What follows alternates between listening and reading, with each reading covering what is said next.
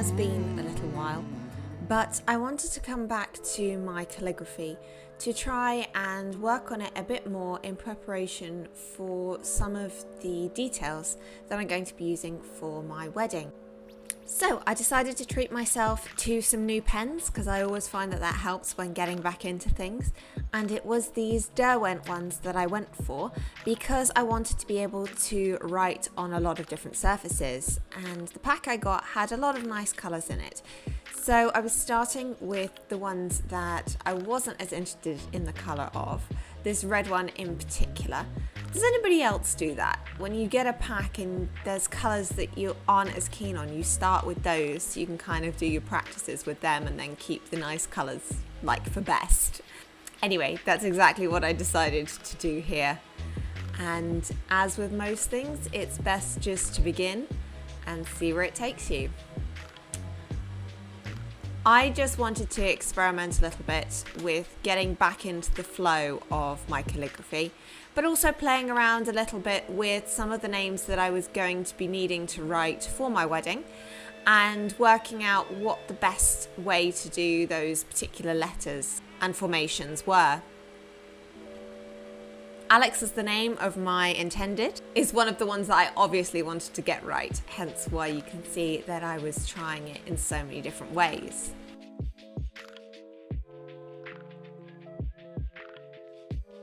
When I feel myself starting to flag with one exercise, I like to move on to one that's kind of adjacent to it. So I switched to my own name to try that out with a little bit of the same approach and see how the two names sort of sat together as the leads for how I was going to work on the style of the rest. Unsurprisingly, this is all sort of in preparation for place settings, which I'd had the idea to do little pegs for, as I thought that would be quite cute and an easy thing to incorporate into the tables. It was as I started to practice the names that it sort of occurred to me that perhaps changing around the scale of the letters in relation to one another might make them a little bit more interesting and be more aesthetically pleasing on the tables. And so now I start to have a little go at making the capitals considerably larger than the rest of the letters in sentence case and playing around with having those smaller case letters. Deciding that approach is in fact more successful than what I was doing before for this particular peg outcome, I decided to try writing some of the other names that I would need to write in preparation for the day. Is yours there?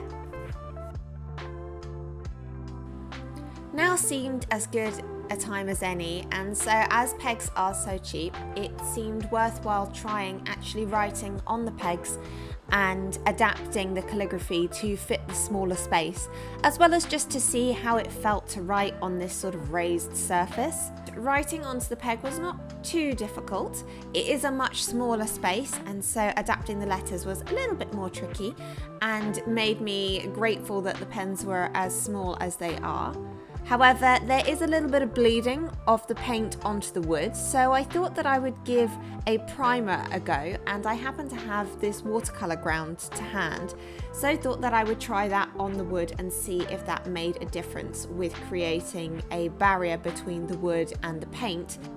This did then spark off another idea to add a little bit of colour to the wooden pegs with some watercolours. As I apply the paint, you can see that there is still a little bit of resistance from the wood, but these sort of paint stains are always quite interesting and are on theme with some of the things that we had used in our invitations. So I thought I'd just give this a go and let it dry and see what it looked like. Once dry, you can see that the paint is much paler than it was when we applied it. So it's now worth trying popping the lettering on top and seeing how they look together. I probably wouldn't be using this combination of the red and the blue for my final outcomes, but it's just nice to have a little test and see how it goes. With this, my watercolour ground treated wood is also dry.